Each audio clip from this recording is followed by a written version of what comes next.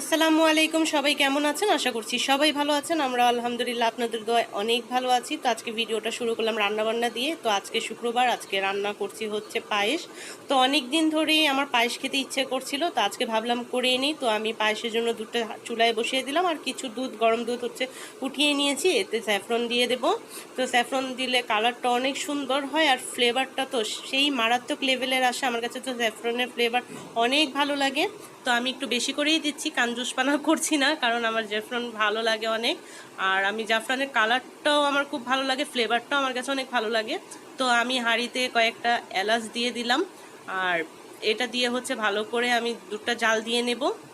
আর আমি শুধু ফিরনিতে হচ্ছে এলাচটাই ব্যবহার করি, দারচিনি, তেজপাতা এগুলো ইউজ করি না। অনেকেই আছে দারুচিনি, তেজপাতা এগুলো ব্যবহার করে, তো আমি করলাম না। তো আমি হাঁড়িতে শুধুমাত্র দুধের সাথে আমি এলাচটা দিলাম, আর এখন হচ্ছে আমি চালটা দিয়ে দিচ্ছি। চালটা দিয়ে আমি ভালো করে নেড়ে চেড়ে নেব।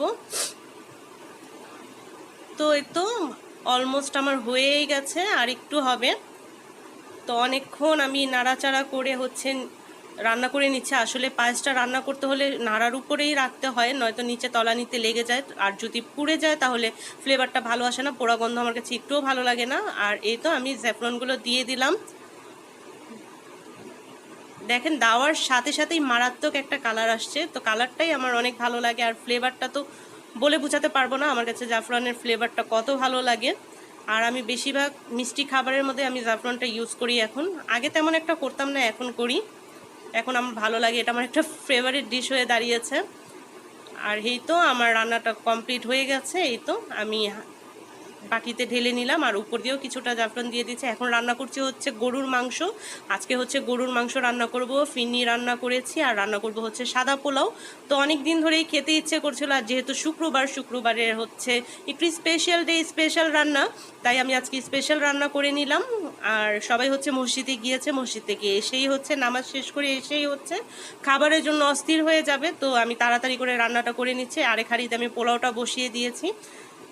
তো আজকে হচ্ছে বেশি একটা ভিডিও করতে পারি নাই, আমার শরীরটা ভালো নেই, আমার ঠান্ডা লেগেছে, ঠান্ডার জন্য গলা খুবই ব্যথা আছে, আর কণ্ঠটা একটু অন্যরকম হয়ে গেছে, তাই বেশি একটা ভিডিও করতে পারি নাই, ভয়েসটাও ঠিক মতো দিতে পারি নাই। কথায় যদি কোনো ভুল টুটি হয়ে থাকে অবশ্যই ক্ষমা দৃষ্টিতে দেখবেন। আর ইনশাল্লাহ এখন থেকে হচ্ছে রেগুলার ভিডিও ছাড়ার চেষ্টা করব। তো রান্নাবান্না শেষ করে খাওয়া দাওয়া করে বিকেলবেলা যখন আমি বারান্দায় আসি, সুবহান আল্লাহ, আলহামদুলিল্লাহ, মারাত্মক একটা দৃশ্য দেখতে পারলাম। আকাশের রং অপূর্ব, মানে অপরূপ সাজে সেজেছে আকাশ। এত সুন্দর একটা কালার এসেছে আকাশের, মনে হচ্ছে যেন রং তুলি দিয়ে আঁকা। এত সুন্দর একটা কালার যে আল্লাহর কাছে অশেষ রহমত জানাচ্ছি যে আমার এই দু চোখকে, যে আল্লাহ আপনি আমাকে এত সুন্দর একটা জিনিস দেখার মতো তৌফিক দান করেছেন। এত সুন্দর কালার, মানে আকাশের এক এক সাইডে এক এক রকম কালার হয়ে আসছে। যে দিক দিয়ে সূর্যটা মানে আছে সেদিকের একরকম কালার, আরেক দিক দিয়ে আরেক রকম কালার। তো আজকের ভিডিওটা আমার এতটুকু ছিল। সবাই আমার জন্য দোয়া করবেন, সবাই আমার পাশে থাকবেন, একটি করে লাইক দিবেন, ভিডিওটা বেশি বেশি করে শেয়ার করবেন। সবাই ভালো থাকবেন। আসসালামু আলাইকুম, আল্লাহ হাফেজ।